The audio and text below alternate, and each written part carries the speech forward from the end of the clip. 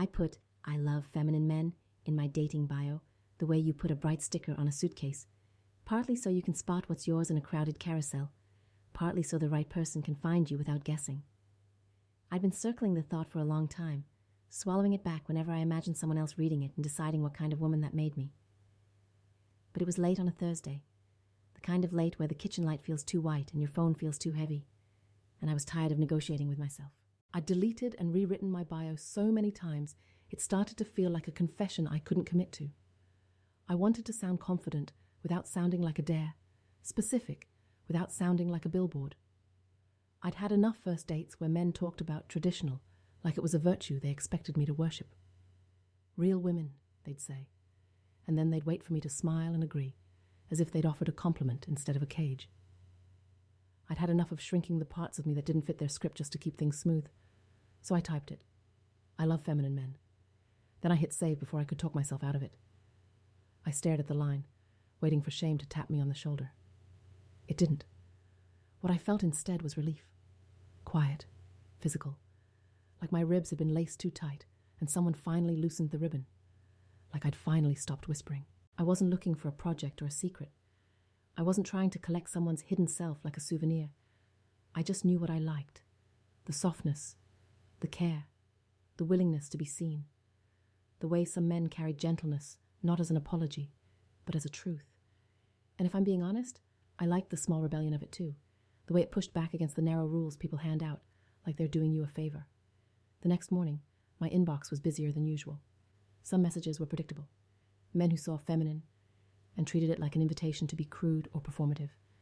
A few were polite but confused, asking questions that felt less like curiosity and more like a quiz I was supposed to grade. Some were just the internet doing what it does when a woman states a preference out loud. And then there was one that was quiet. His name was Ryan. His profile photo showed him sitting on a porch step with a mug held in both hands like he didn't want to spill warmth. He had kind eyes, hazel, I thought, and hair a little longer than most men's in my area, brushed back thoughtfully. He looked like someone who listened more than he spoke. His message was short. "Hi, Kendal. Your bio made me exhale. I've never seen that written so plainly. I'm Ryan. I'm figuring myself out. If you're open to it, I'd like to talk." No winky face, no performance, just honesty that didn't beg. I read it 3 times. Then I wrote back, "Hi, Ryan. I'm open. What made you exhale?" He replied almost immediately, "Because it means I don't have to pretend I'm something I'm not." We talked in small bursts all day, between my meetings, between his errands. At first it was easy, normal things, work, music, stupid pizza arguments. He had dry humor that made me smile at my desk. He asked questions that showed he was actually paying attention to the answers. Then, as afternoon slid into evening, the conversation shifted the way tides shift when the moon finally has room to pull. "I don't want to scare you off," he wrote, "but I should probably tell you the truth." I was sitting in my car outside the grocery store, watching people push carts like they had nowhere else to be. My fingers hovered over the keyboard. I could have kept it light. I could have changed the subject. Instead, I typed, "Try me." There was a pause long enough that I could picture him staring at his phone, debating whether to vanish before I had the chance to reject him. Then, "I like feminine clothes. I've liked them for a long time. I've never told anyone I've dated. And I've never gone out in public like that." Something in my chest softened instead of tightening. I didn't feel alarm or pity. I felt tenderness.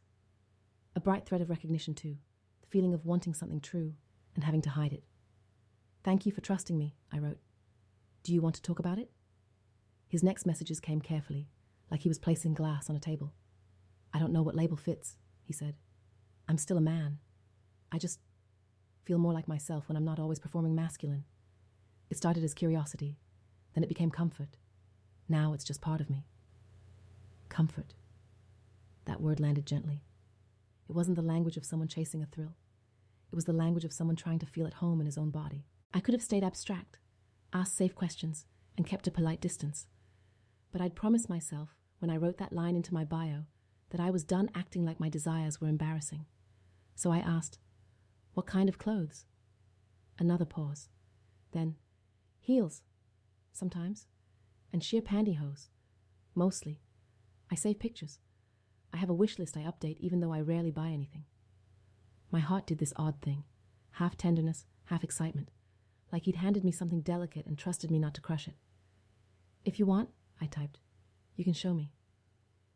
A minute later, he sent a screenshot.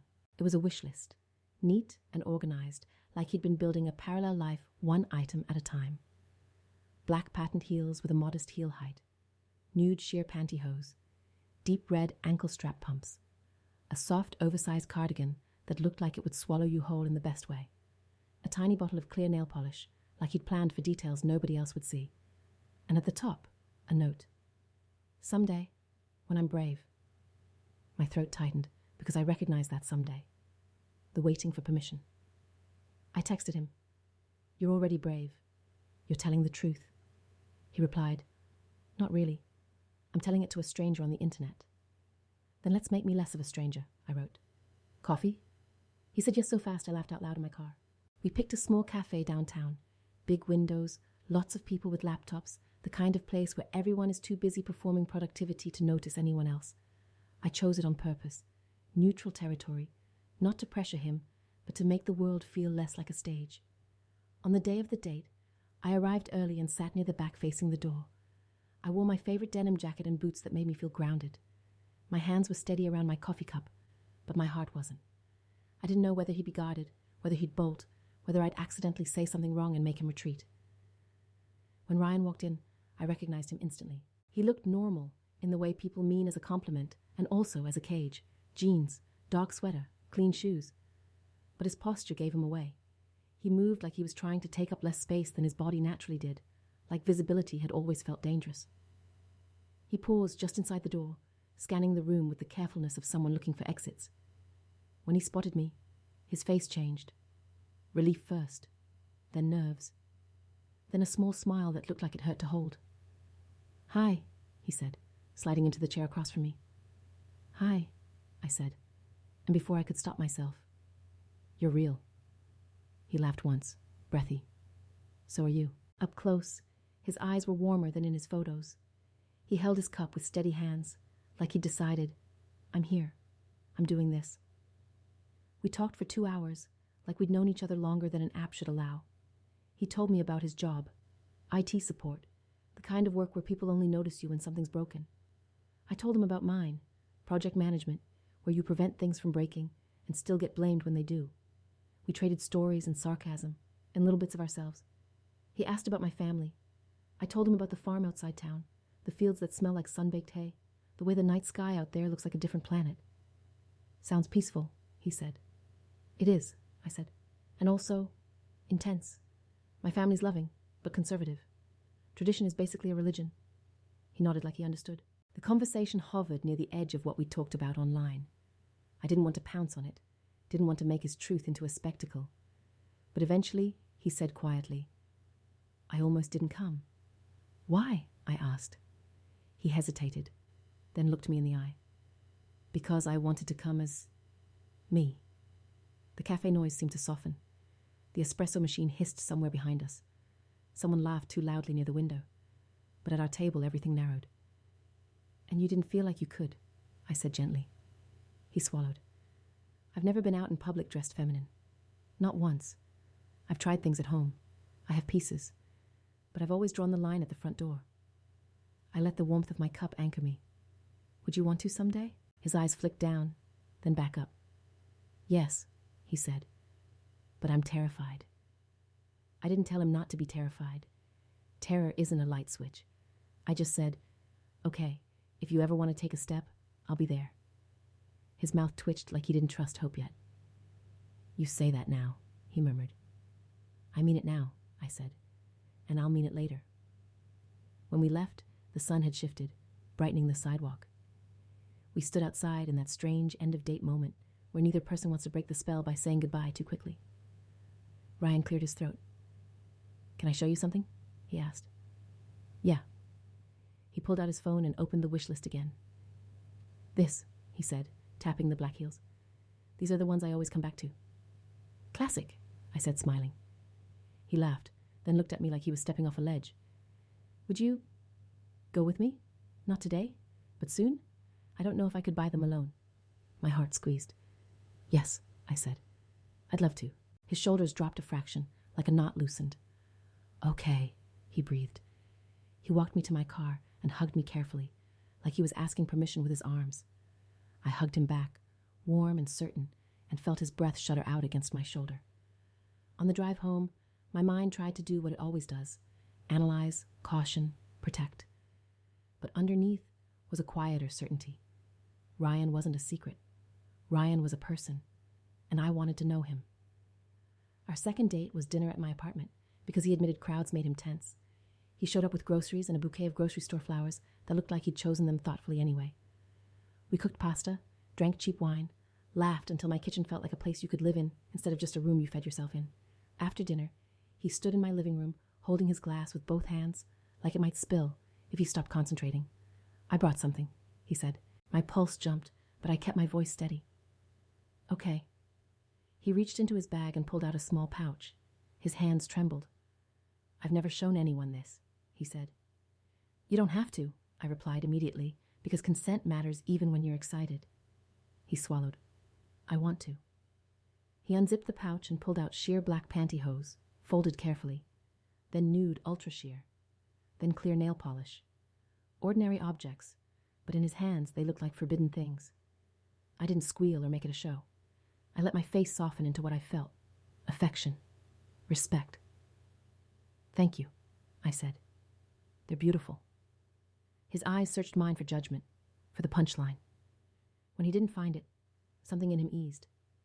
I don't know what I'm doing, he admitted, voice small. I just know I feel calmer when I wear them, like my body stops arguing with itself. That word again, calm. It made me trust him more. Do you want to try them on here? I asked. Only if you want, you. He nodded once, quick, like he was afraid his bravery would evaporate if he waited. I handed him the bathroom and sat on my couch, heart racing for a reason that wasn't just attraction. It was intimacy, the kind that comes from being invited into someone's truth.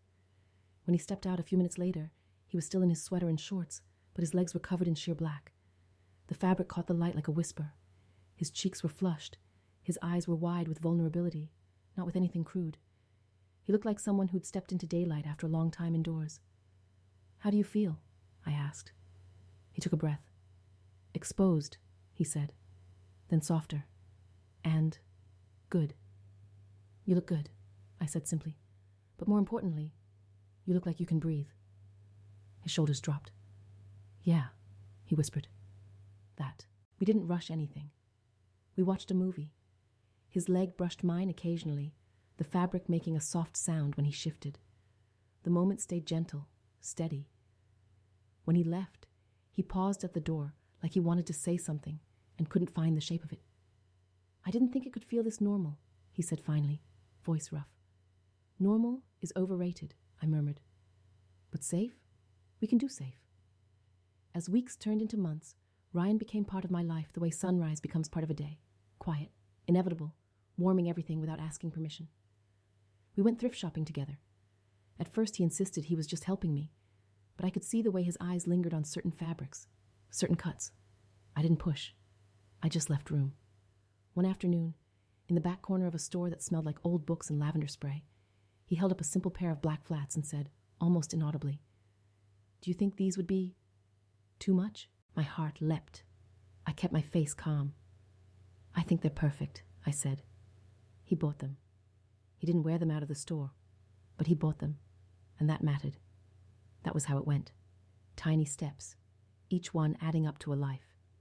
Eventually, he wore pantyhose under his jeans to dinner at my apartment, then to a late-night drive for ice cream because it was dark and nobody would see, then to a grocery store run at 10 p.m., his hands shaking on the cart handle while I chatted about cereal brands like this was the most normal thing in the world. Afterward, in the car, he exhaled so hard it sounded like a laugh. "Nobody cared," he said, stunned.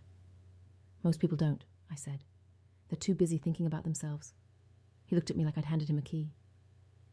"I wish I'd known that sooner," he murmured. "You know now," I said, and kissed his cheek. When we finally went to buy the heels, the black patent ones, he was so nervous he barely spoke in the car. I chose a store across town where nobody knew us. In the shoe department, a salesperson smiled and asked what we needed. Ryan's throat bobbed when he swallowed. "We're looking for black patent heels," I said smoothly. "Classic. Modest heel." The salesperson didn't blink. She asked his size like it was ordinary. Ryan answered quietly. When the boxes arrived, he stared at them like they were dangerous and holy at the same time. In the fitting area, he slipped them on over the sheer fabric he'd worn under his socks. When he stood, something changed. Not flamboyant, not exaggerated. Just a lift in his posture, a softness in his shoulders, like his body recognized itself. "How do they feel?" I asked. He swallowed, eyes shining. "Like I'm allowed," he said. And I realized how many people spend their lives never being allowed to be comfortable in public. A year in, we moved in together. It wasn't dramatic. It was practical. He was already there all the time. His toothbrush had lived in my bathroom for months. His clothes had started colonizing my closet. It made sense, and it felt like love should feel, choosing each other again and again in small daily ways. We built rituals, Sunday pancakes, movie nights with blankets piled like fortresses, quiet evenings where he tried on outfits in the bedroom while I sat on the bed and offered opinions like a judge on a show that wasn't mean. Sometimes he'd ask, "Is this too much?" And I'd say, "For who?" And he'd laugh because the question itself was the answer. He wasn't trying to become someone else. He was expanding into himself. And then I told my family. I waited longer than I should have. I'd introduced Ryan to friends, co-workers, people who mostly reacted with shrugging decency. But my family was different terrain. The farm ran on tradition the way it ran on seasons. It didn't change quickly. I started gently on the phone with my dad one evening. "Ryan likes some feminine clothing," I said, stomach clenched. "He wears pantyhose sometimes. It's part of who he is." Silence. Then my father said carefully, "He wears women's clothes?" "Sometimes," I said. "And he's still Ryan. He's kind. He's good to me." My dad's voice hardened. "That's not normal, Kendal." "I'm not asking you to understand it overnight," I said, heat rising in my face. "I'm asking you to respect him." Later, my mom tried softer words that somehow hurt more. "Honey," she said, "are you sure this isn't a phase?" "It's not," I said. "And even if it were, he'd still deserve dignity." When we visited the farm after that, Ryan wore his safest outfit, jeans, button-down, nothing visible. But the air was different anyway. My parents' smiles looked stretched. My brother's jokes landed like rocks. My aunt did the tight-lipped thing people do when they're trying to behave while disapproving. After dinner, alone in the guest room, Ryan sat on the edge of the bed staring at his hands. "I'm sorry," he said quietly. "I don't want to make your life harder." "You're not making my life harder," I said. "The only hard thing is people refusing to be kind." He swallowed. "I can be less," he offered, and I hated how quickly he tried to shrink. I knelt in front of him and took his hands. "No," I said. "We don't solve this by erasing you." His eyes went wet. "Then what do we do?" "We keep showing them who you are," I said, because it was the only honest answer I had. After that visit, we talked about cutting them off. There were nights I was furious enough to say, maybe they don't deserve us. Ryan would go quiet, not wanting to be the reason I lost my family. And if I'm honest, I didn't want to lose them either. I was angry, but I still loved them. Love is messy that way. So we made a decision that felt harder than walking away. Compassion. Not tolerance of cruelty. Boundaries mattered, but a commitment to keep the door open for change. We visited more often but shorter. We refused jokes. We corrected gently but firmly. We invited my mom to dinner in town. Neutral ground. It was slow. Awkward. Cold sometimes. And then my mom got sick. Cancer. A word that turns everything into before and after. My dad called me at work, voice stripped down and raw. "Your mom has cancer," he said, and the world tilted. I drove to the farm that night with shaking hands on the wheel. The house looked the same outside. Porch light, familiar window glow. But inside, it was a different universe. My mom sat at the kitchen table with a blanket around her shoulders, face pale in the harsh overhead light. My dad hovered like he didn't know where to put his fear. Ryan came with me without hesitation. He didn't ask if it would be comfortable. He just came, because showing up was who he was. At first, my family's discomfort flared again, like instinct. My brother stiffened when Ryan hugged my mom. My aunt watched him too closely. But cancer strips away the luxury of focusing on the wrong things. It demands priorities. Over the next months, Ryan became steady at the farm. He drove my mom to appointments when my dad couldn't. He sat with her during chemo, holding her hand, talking about books and old movies, not to win approval, but because he cared. He refilled her water without being asked. He listened when she admitted she was scared. He made jokes in the clinic waiting room that made her laugh even when she was nauseous. My mom, who had once asked if it was a phase, started looking at him differently. She saw the patience, the gentleness, the quiet strength.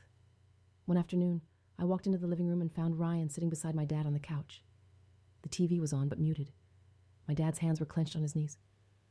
"I don't know how to do this," my dad said, voice low. Ryan didn't rush him. "You don't have to do it perfectly," he said. "You just have to keep showing up." My dad blinked hard. "I'm scared," he admitted. Ryan nodded. "Me too," he said. "But you're not alone." "But you're—" The tenderness of it hit me like a bruise. Two men who'd barely spoken, sharing fear like it was allowed. Later, my dad pulled me aside in the kitchen. "Ryan's a good man," he said, voice rough, like it surprised him to say it. "Yes," I said. "He is." My dad nodded once, like he was setting down something heavy. I was wrong to make it about clothes. I didn't forgive him in some cinematic burst. Forgiveness is slower than that, but something in me unclenched.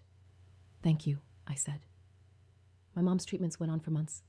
There were bad days, nausea, exhaustion, fear that crowded every room. There were good days too, small victories, laughter in the kitchen, a moment in the garden where my mom stood in the sun and closed her eyes like she was absorbing life through her skin. Through it all, Ryan was there. Sometimes, quietly, with sheer pantyhose under his clothes, his own small comfort while he carried someone else's pain. My mom noticed once, I think. She didn't comment. She just squeezed his hand tighter. When she finally went into remission, our whole family breathed again. It wasn't the end. Cancer leaves a shadow, but it was a door opening.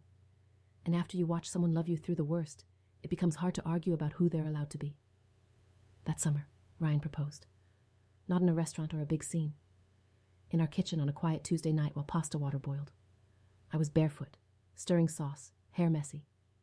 He came up behind me and wrapped his arms around my waist. "Kendal," he said, voice trembling. "Yeah?" I asked, smiling. He turned me gently and I saw the ring box in his hand. He looked like he was about to cry and laugh at the same time. "I don't want a life where I'm brave only in private," he said. "And I don't want a life without you. Will you marry me?" My throat closed up. Tears came fast. "Yes," I said. "Yes, of course." We decided to get married on my family's farm. Not as a test, but as a reclaiming. That place had shaped me, held my childhood and my family's expectations. Bringing Ryan there as my husband felt like planting a flag. This love belongs here too. Planning was joy mixed with negotiation. My mom wanted wildflowers and mason jars and a long table dinner. My dad wanted it respectable, which mostly meant he didn't want gossip.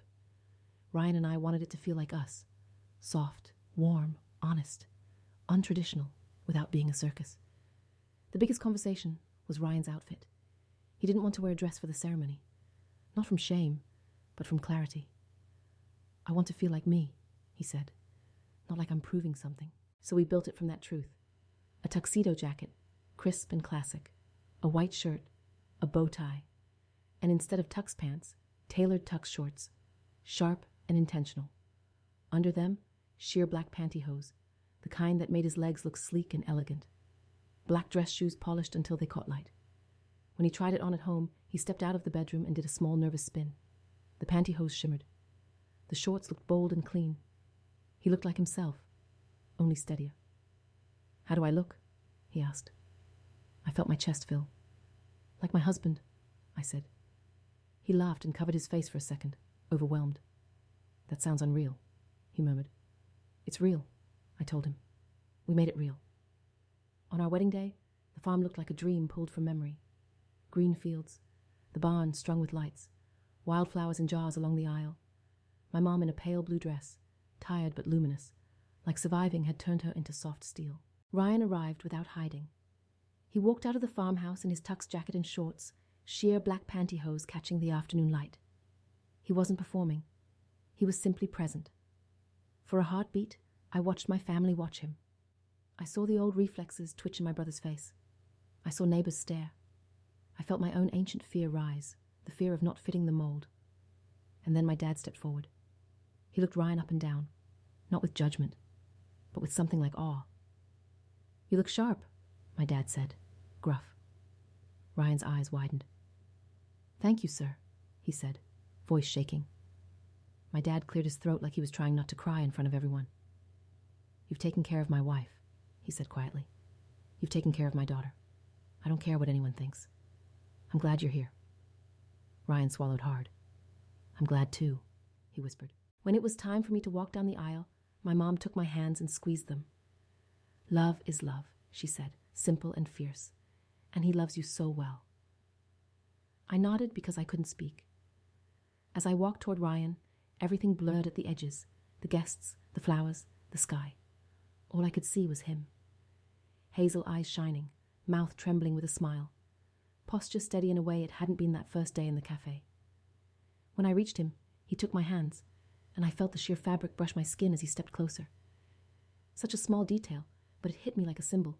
He wasn't split into public and private anymore. He was whole. Here. With me. We said vows we wrote ourselves, mine included. I promised to be the place you can breathe. His included. I promised to never ask you to shrink to keep me comfortable, because you taught me I don't have to shrink either. When we kissed, the crowd cheered. I heard my dad's voice loudest. At the reception, my aunt, who had once looked at Ryan like he was a threat, brought him a plate of food and said awkwardly, "You were very kind to your mother-in-law." The words weren't smooth, but the effort was real. Ryan smiled. "I love her," he said. "She's tough." My aunt blinked, then nodded like she was learning a new language. Later, I watched Ryan dance with my mom under the barn lights. She held on to him like he was family, because he was. His tuck shorts moved as he spun her gently. The pantyhose glinted, and nobody laughed. Nobody whispered. People just watched, like it was the most normal thing in the world. Because it was. That night, after the guests left, and the farm went quiet except for crickets and distant animals, Ryan and I sat on the porch steps with our shoes off. The air smelled like cut grass and leftover celebration. He leaned his head on my shoulder. "Do you ever think about that message?" he asked. "The first one?" I smiled. "Yeah," he said. "The one where you said I was already brave." "I meant it," I said. He exhaled, long and soft. "I used to think bravery was one big moment," he said, "like stepping out in heels and everyone clapping. But it's not. It's all these small choices, showing up, telling the truth, letting people see you even when they might not understand." I looked at him. Loosened bow tie, jacket draped over his shoulders, the faint shimmer of sheer black still on his legs. The man who once drew a hard line at the front door had crossed 100 thresholds. "It's also love," I said. "Love makes you braver." He turned his face toward mine. "You made me braver," he corrected. "No," I said, tapping his chest gently.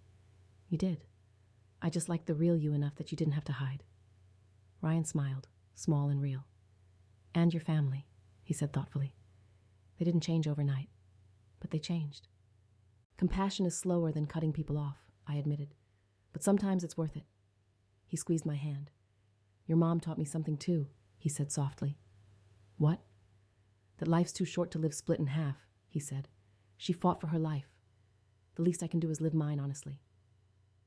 I leaned into him, feeling the steady warmth of his body against mine. We were untraditional in ways that would always make some people blink. But our love was simple, in the best way. We listened, we showed up, we made room for each other's truth. And I thought back to that Thursday night, fingers hovering like I was about to step off a cliff. I love feminine men. I hadn't known it then, but I wasn't just writing a preference. I was writing a doorway. Yeah. And Ryan had walked through it, first with fear, then with hope, then with a life built one brave step at a time, until the front door wasn't a boundary anymore. It was just a door, the kind you open to go out into the world together, the kind you walk back through at night, shoes kicked off, laughing, home.